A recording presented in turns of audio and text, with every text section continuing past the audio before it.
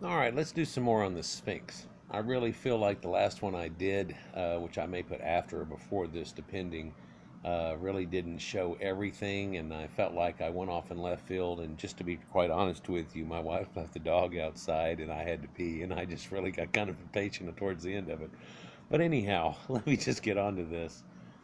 So a Sphinx is a type of creature. It's a mythological hybrid that you have, and of course you see them in Egypt a lot with the animal-headed creatures. But this is the flip of that. Now, in the other video, I show you things, so I'm not going to show all of them in here, but I'll show you what I didn't in the other and talk more in depth about it. So, Sphinx's depictions are generally associated with architectural structures such as royal tombs and religious symbols, and the oldest known Sphinx was found about 120 miles to the east of Tepe in Turkey, which is right up near Cori and Gobekli Tepe somewhat, and it dates to 9500 BC. So now we're pegging around that same time, and this would predate the even projected concept of the Sphinx that we currently have by way more than double. Just like in Greece, there's a pyramid at Hierakonpolis, and then off of the measuring that they did and the fluoroscopy that they used, which they calibrated on the pyramids and stones from Egypt and said that they had it down, tested it on that, and it registered to be as old, if not as older, than the pyramids. I've done a video about it. Even Greek pyramids, you can look that up too. It's separate than this. Write it on a pad. Check it out after this. So the first one is found there. It's pretty neat that you can find out things like that, but people don't usually ever hear of anything along that line whatsoever. And of course, we know in Egypt they have this depiction, but back in the Bronze Age, and the Hellenes had a trade and cultural contacts with Egypt before the time of Alexander the Great and blah blah blah. The Greek name Sphinx was also applied to these statues. The historians and geographers of Greece wrote extensive about Egyptian culture. Herodotus called the ram-headed sphinxes Krios sphinxes, and this is where we can get an idea where Christ would have been somewhat of a lamb or the ram of God, that type of situation where it can come up in Krios is connected. And then you get a hawk-headed one. They're called Hierosphinxes, and this Hierosphinxes, instead of Sphinx, is a mythical beast that's found also in Egypt. And if you look at the picture here, it's got Horus on it, but then the name that goes with it seems to be more of Horus the Younger. And some people have took the idea that that means that the ancient picture of the Sphinx used to not be a human head, but it was actually a bird. Now then there's the Anubis idea and the original lion head concept that people have. So it just it gets a myriad of things, and one day we might find something that you can say, well, aha, but at this point there's not enough in my mind aha. I've literally went back and forth on a fence for 35 years through these ideas and seeing other people's information that they had, and I've been, yeah, but never really sold on the idea of either one of them. Regardless of that, though, it's an idea that they may have actually put wings on that thing in some way, but would it have been sticking way up like these over here? No, no, no, no. It would have been just right up against the side of the body like you see on the Lamassu and things like that that are in Sumeria. And we're going to look at that point too. In fact, we're going to look at all these people that used to have sphinxes. So it's something that's quite different. But sometimes whenever you see the Sphinx, it ends up turning into a chimera type or something that's more manticorish, but it's a womanicore-ish thing, if you will, and has the head of a woman, the body of a lioness, the wings of an eagle, and a lot of times a serpent tail. And so when we showed that picture early, let me pop it up here onto it, you can't really tell. It's just got kind of a ball on the end, but no, it's really got a mouth and an eye onto it, and so it has a bite on its tail. And this is very much like the idea of the manticore. So you can see that it does have a connection to that, and that has connection to the seasons and the cardinal points and all that type of stuff. I could go into depth about that, but let's learn more about this in different ways. This word Sphinx comes from the Greek name. It apparently is a verb, sphingo, and it means to squeeze or to tighten up. This name may be derived from the fact that in the Pride of Lions, the huntress are the lion. The lionesses are the huntress, and they kill their prey by strangulation, biting the throat of a prey and then holding down onto them until they quit breathing. You can see this all through all the great cats.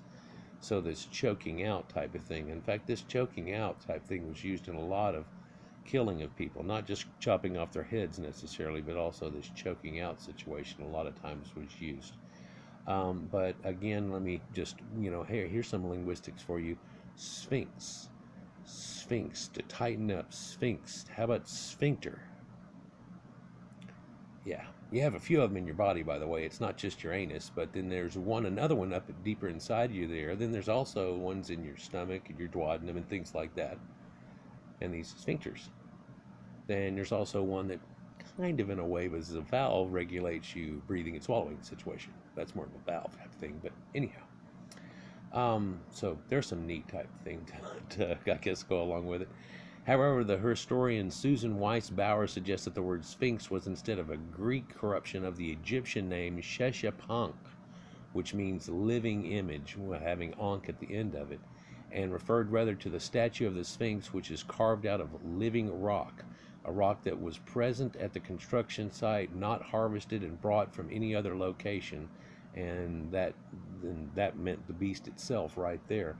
And so it was made right there. I took a piece of rock and I turned it into a creature. I made this living creature, something like a golem situation. I made a living protector out of a lump of rock that was there. It kind of looked like it, and we just made it look a hell of a lot like it, or things along that line, right? Of course, that only seems to apply to that one necessarily, because a lot of the other ones are found from not stone that's right there in the ground where the thing's sitting at, but of course certain stones and granites and things like that, and all the rest of the Egyptian ones, of course, are from Aswan, Cori, and they're all the way down here and all that type of stuff. So it doesn't actually work with that very much.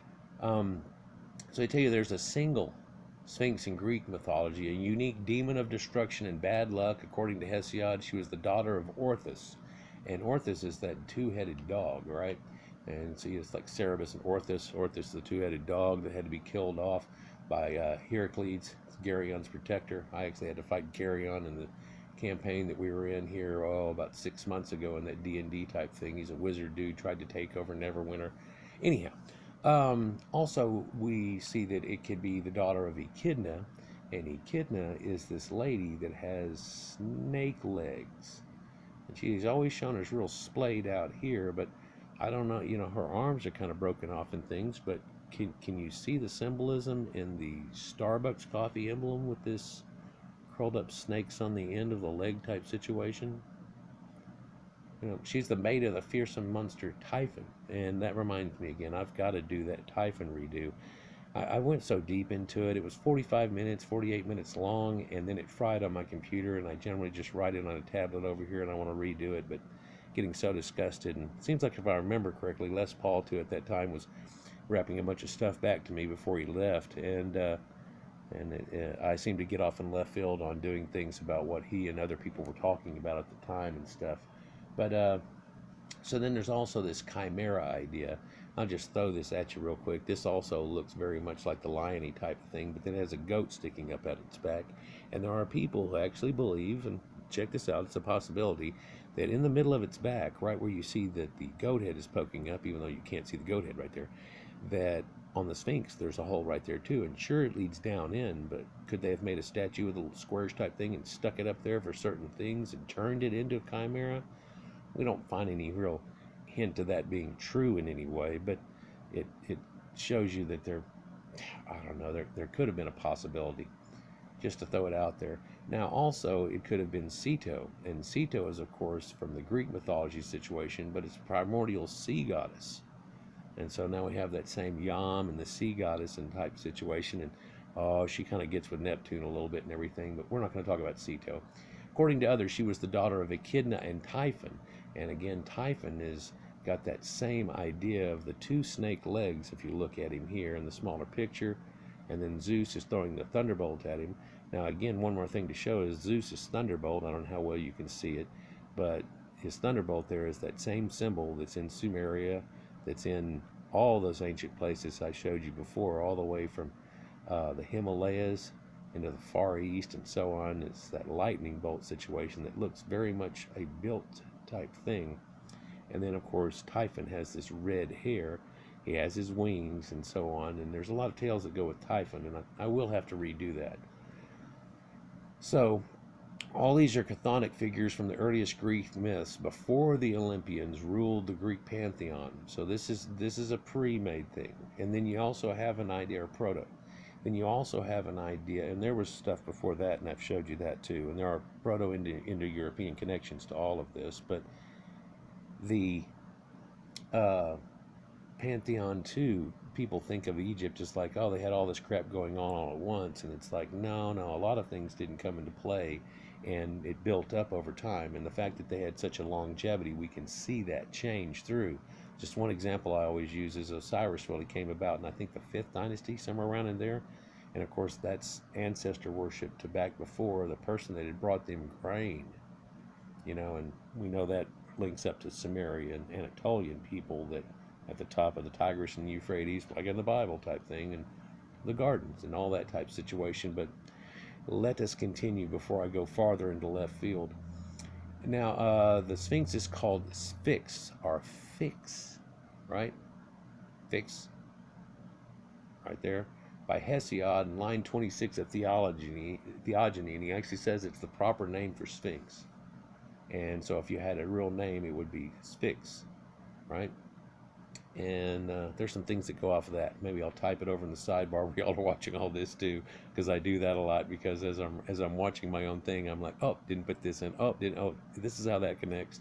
I think y'all see that a lot. It's a lot of the reasons that I do it in the sidebar.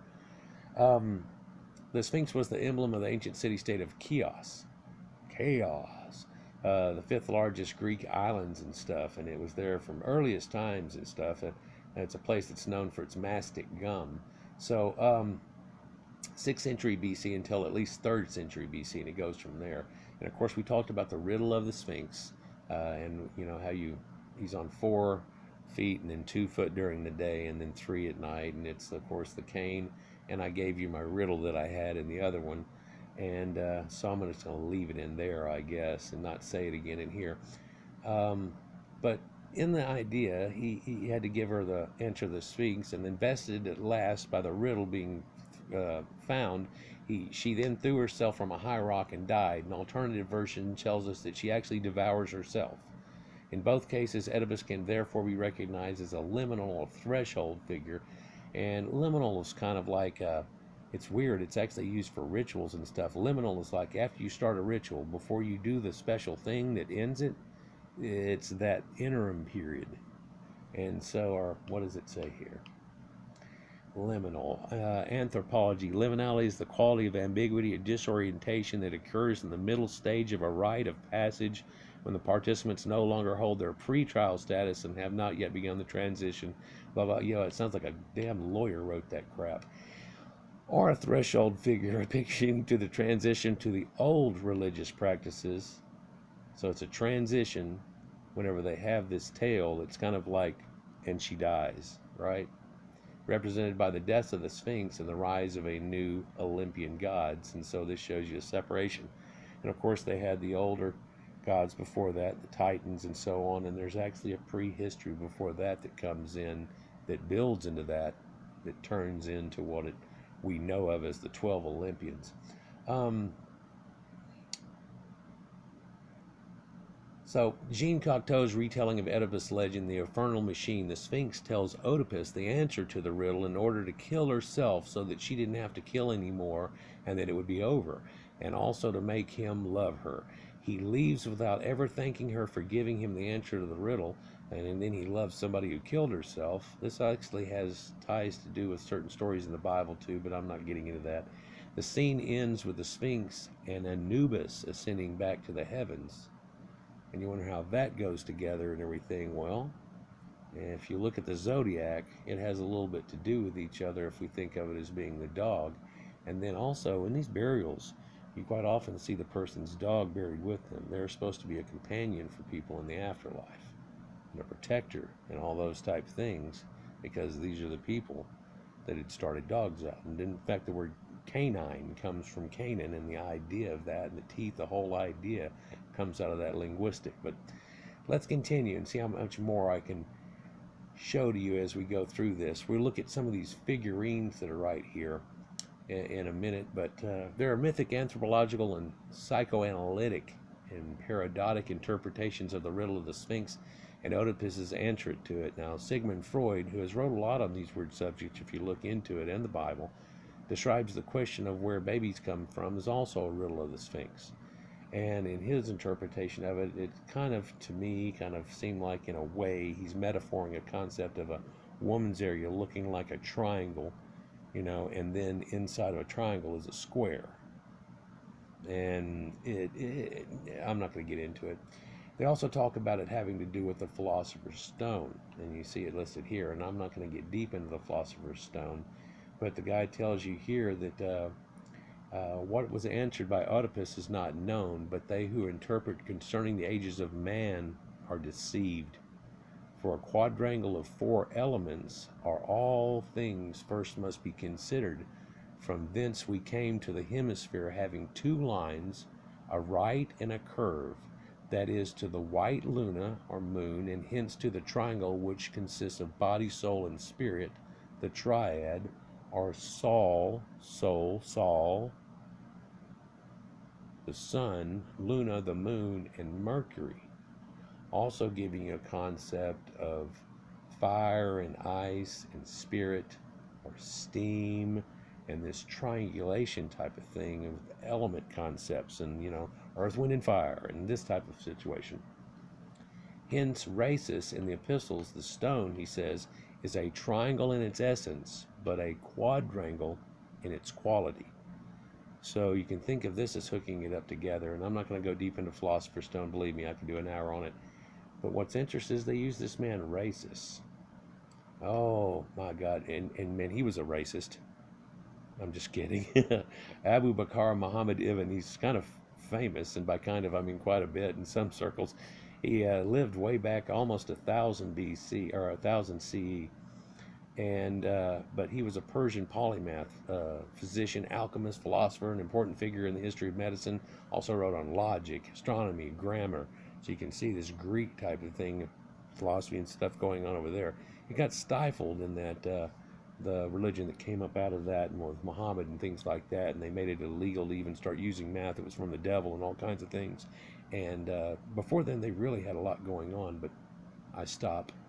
So look at his name here, Abu Bakr Muhammad ibn Zachariah al-Razi. What's a big old name? Yeah, well, it all has meaning to it. And the one weird thing there is that Zechariah. Now you see that Zechariah, it's like Zechariah Sitchin, but isn't there Zechariah in the Bible? Yeah, okay, well, let's look at that name a little better. That looks like Area. Area. Zachariah.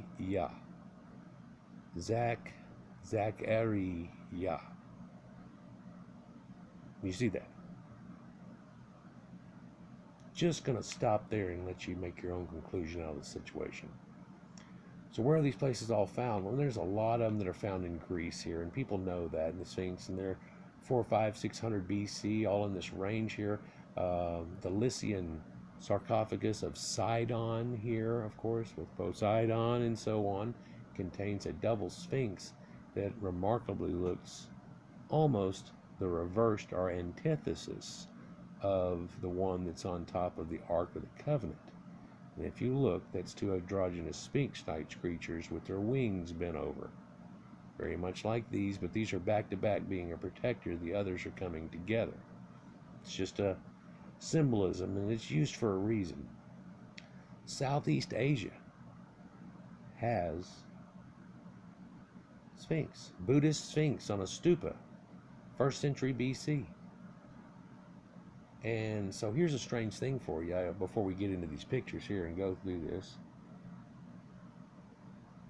Lions are not past the Tigris and Euphrates River. In fact, I've often thought that that is the boundary name, and that's why they kind of named it Tigris, it almost seems, is that on the other side of that, you'll find tigers. And not that they're standing on the other side of the river looking at you, but you don't find lions anymore. And the place El Elyon, up all the way in France, you find lines all the way up to that point. And it seems, and lions don't cross water, but tigers can swim, but they won't go across a fast-flowing river or anything. And so it seems to be a big boundary. Now, the oddity we're going to show here is that most of these people I'm fixing to show you probably never saw a lion in any way, shape, or form, but they have it inside their religion, right? So in Southeast Asia, man, there's words and phrases in here that they talk about that I could definitely go into, but we'll do a few pictures here. In Southeast Asia, you find this in a Buddhist temple. Yeah, and see how it's the male lion with the fringe and everything around it, but a person's face? You can see that. Yeah, then you can see this double lion into one person situation. You can find them all over the place. This is in more a modern type form, and it even has a saddle type thing that's on it. Old depictions of this is what the Sphinx was supposed to have been in somebody's idea, and they turned it into a cheetah. Masonic symbols contain the same situation, and they use it as being a protector and also a hider of knowledge. This leads to an idea that up under the Sphinx there's this knowledge and this ancient trove of Hermes that might be there, and people have made a lot of conjecture about that, and some of it just seems so far out in left field. But you can see a lot of these all the way up through, even on top of Egypt, more Ptolemaic dynasties and so on, but a lot of these are somewhat elder. Let's go back so we can show you where we're talking about here, because this is the male Pushima or Indian Sphinx, right, as we talked about, and then the Burmese picture of it. Now here's the confusion that I've had a little bit with it, is that you find that, oh, do this to me, there you go. What? There you go. You find that, oh, it's going to try to lock up on me. Here's two sphinxes together too, and if you'll look, they have the wings going down their sides. This looks very Sumerian, right? Very Sumerian almost looking type of thing, but then this man's head poking up out of a lion's body. They have the extra little hanging down fur, and it shows down the sides of the legs. So it looks just like the Lama Su, but they're sphinx types, right? Here's one for you that outside the Temple of Delphi, that they had this giant standing on an ionic column way back 560 BC. Of course, they knew it from then. It's the Sphinx of Naxos, but could have gone from a lot earlier than that. And here's more connections that come out of this, though, and it's this Shiva Autumn, or a run for Shiva, right? Sphinxes of Bhima and the heroes of the epic of the Mahabharata. So it's definitely in there, and it's in there. And then the horses and things and stuff, it's all kind of comes together there in a thing, but then it's looked at as being such a fanciful tale. People usually don't catch the real part that's in it out of it. And a lot of people have picked it apart in about 50 different ways, but Buddhist monks protect newborn baby royalty from being devoured by ogresses, it says. Yeah, these ogres. And so, now we know about the ogres from far north from the same situation. There's also Nora, names which the Sphinx is known in Thailand, right? Oh, I'm skipping something right there, definitely. But here we see those other depictions that were there, and again, it's in Freemasonry. Now, 32,000-year-old Aurignacian Lowenfrau goddess is the oldest anthropomorphic statue, previously known as the Lion Man.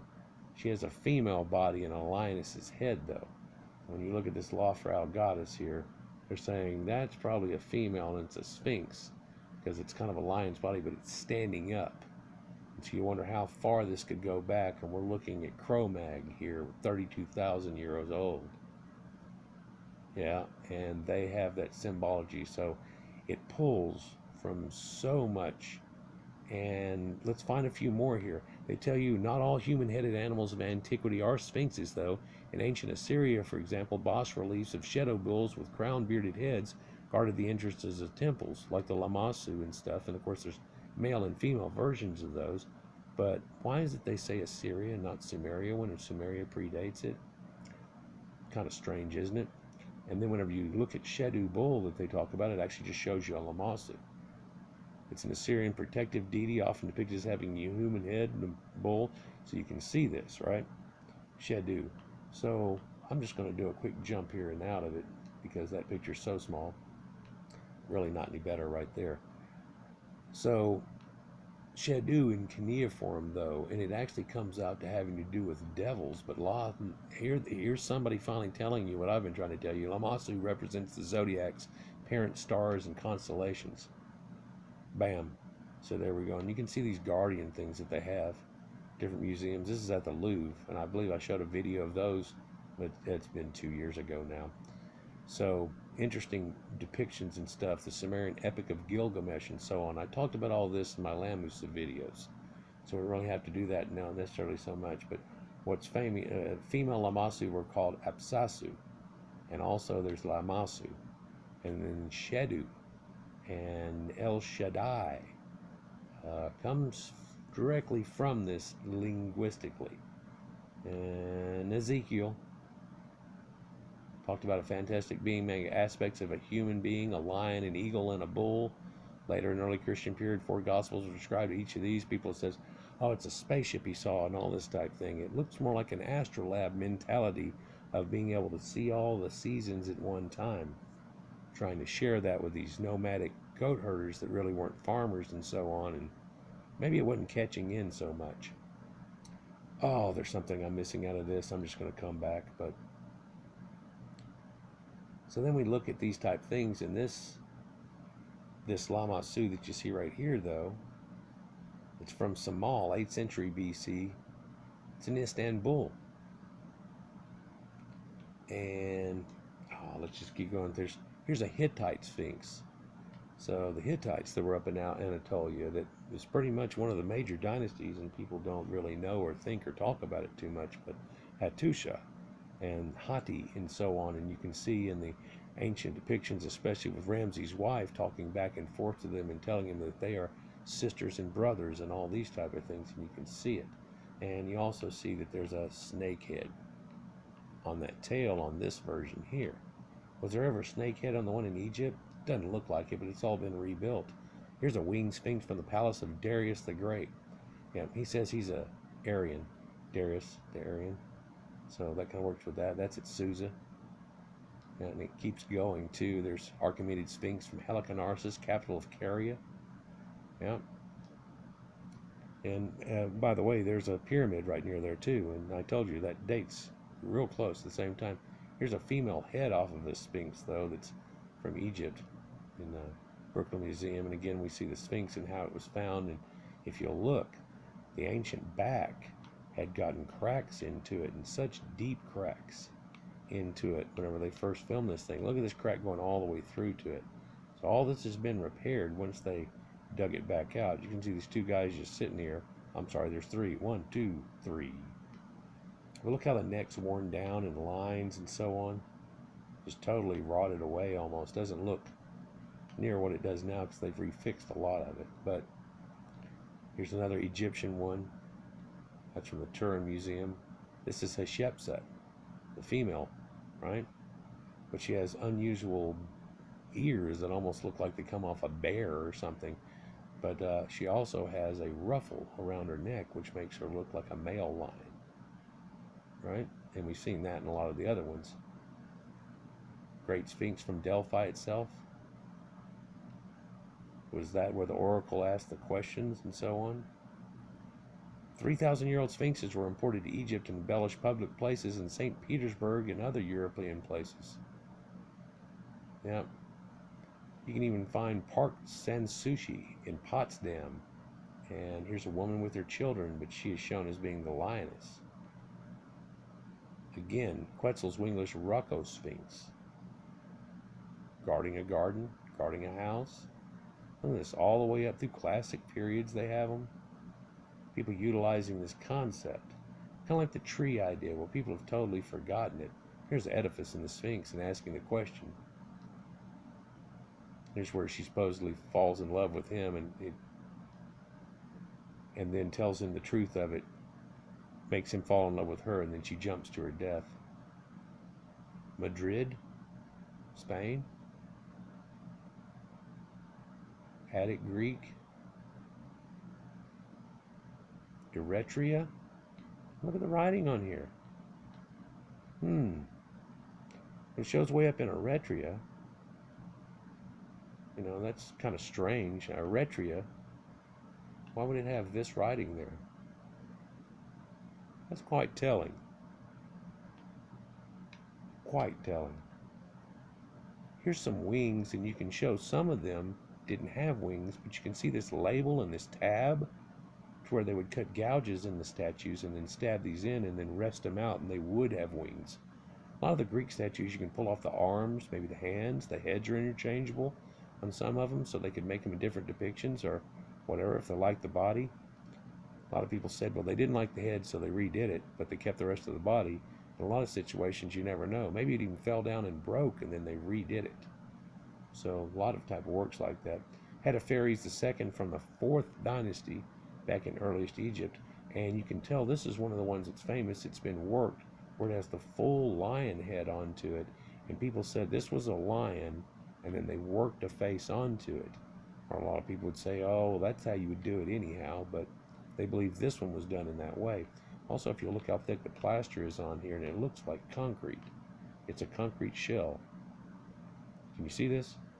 And, you know, plaster, of course, from there, not exactly concrete with Crete, ash and everything in there, but Iranian Elamite Gopat.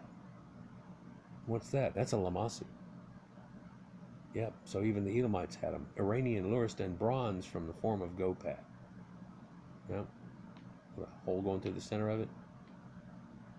This one's horn. Picture of Gopat on a golden Ryan from Armalu, Iran.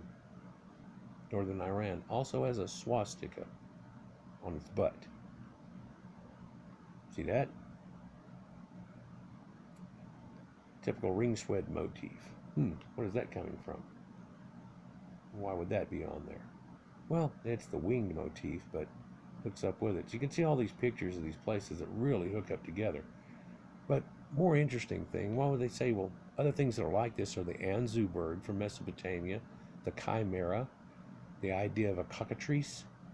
So it's a snake with a rooster's head and feet and everything onto it, or a dragon's head onto it, very much a dragon type of thing. Or dragons themselves. Or how about griffins? Now, griffins have a bird face on them, and there are a lot of people have said the original concept of a griffin came from people finding a triceratops head that had that beak type look, and they just go from there. Harpies. Yep, has a woman's face. Sirens, Lamassu, Manticore, but Nui in Japanese legend, if I can get it to pull up the picture, Nui. You notice how these don't look like a real lion. In fact, some of them have stripes on them, which makes it look like a tiger, but then they show this huge mane. And they talk about it in descriptions, and you go, well, that's a lion. Well, they have a mane going all the way down its back and so on, and it doesn't look right. Almost looks like one of those Chinese dragon things they have at the New Year deal. Well, that's coming. But you can tell that they really didn't see lions, but yet they were brought this. Pegasus itself, Phoenix, Pixiu. Well, why would they have that pix again? That fix and pix? What's a pixie? Oh, maybe that has other connections to it. But then, look at this. Chinese hybrid mythical creature. Yeah, Pixiu. Quilin, East Chinese mythical bird hybrid creature here. Seems to have antlers on its head a little bit too. Not a very good picture. Then there's also Kairin. We used to fight those in Dungeons & Dragons stuff. A little different type of creature. Sharaba. Lion bird in Hindu mythology. Everybody got this correct? Simurg. Lion. Siren. What's a siren? Oh, that's the sirens. Well, it comes from Russian mythology. Half woman, half bird. Comes from up in the Russian steppes. Oh, we know sirens from the Greek thing, don't we? Whoops.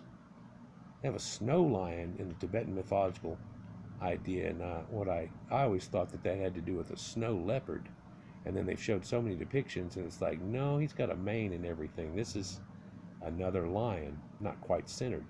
Yali, the Hindu mythological lion elf-nosed horse.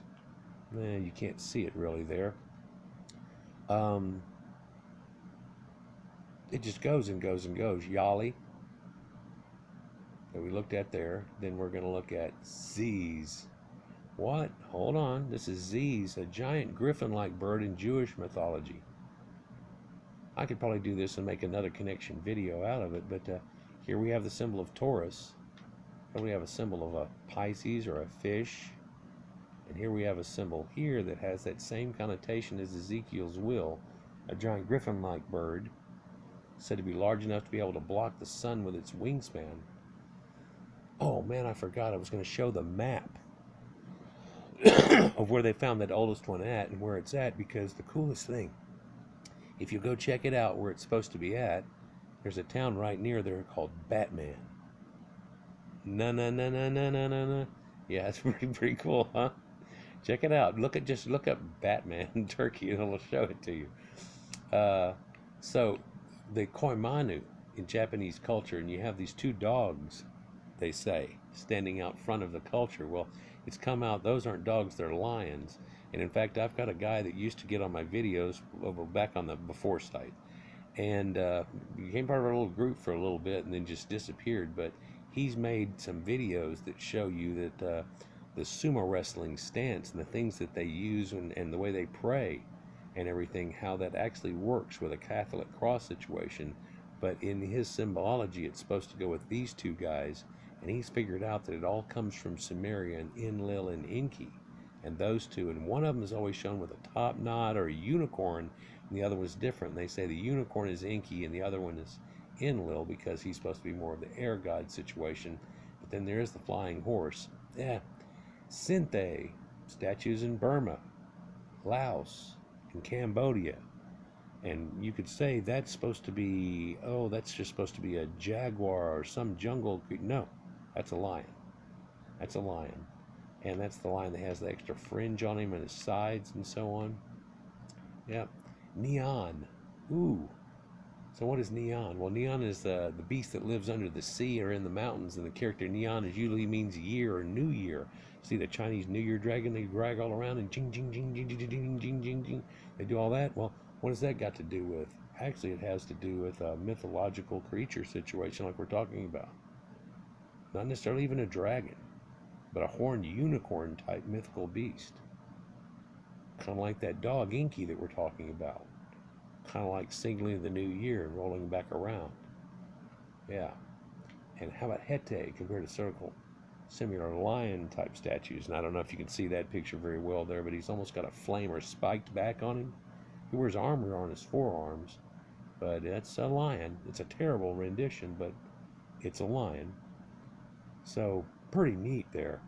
A lot of connections hopefully we made. And I'm missing one down here at the bottom too that I really need to pull up the picture and talk about it, because I knew earlier when I went through these there was something I desperately wanted to get in with one of those other connections that I've probably made 5 or 6 at least for you here. But yeah, Nahar Marisha, a man lion, described in the avatar of Vishnu. Hinduism takes the form of an Asiatic lion. Well, but that's way over there. Yeah, yeah. Having the man torso and body of lion, crates, face and claws, everything. You see him in centaurs, is like half horse, men type things like that too, and that's just significant of a horse and a man and horsemen. And then you imagine if somebody said horseman to you, and then you read the word and it says horseman, and you're like, oh, okay, no, there's a lot of people that say that got taken out of context by themselves in a way, but it was used symbolically like this. So a lot of strange stories about that too. Champion said that the Sphinx became successfully the symbol of each of the gods, and the placement of the Sphinxes expressed the idea that all the gods were hidden from the people, the knowledge of them, guarded by the sanctuaries and revealed to initiates alone. So it's this sacred hiding, and again, that gets people to believing there's something hiding in the Sphinx. But there is a video out of people going up under there. You can go get down in there. You've seen people do it probably, and in doing so, there's just rooms down there. Is there another secret room that's up under that Sphinx? And that secret room might have Hermes special tablets or anything like that in there. Hey, we're always looking for that. They were going to do an exploratory type of thing to look inside the pyramid, because it looks like above the great shaft there's an open space that's built inside there that's pretty massive, and like the King's Chamber, a little bigger and longer. And so they wanted to look into that, but then again, that was just kiboshed like crazy too. Again, you can see the erosion on this Sphinx and how it's all gone away. What is this sticking out the side of it here? Is it possible they tried to make a wing or something that's going on?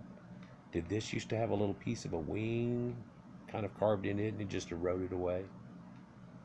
No telling.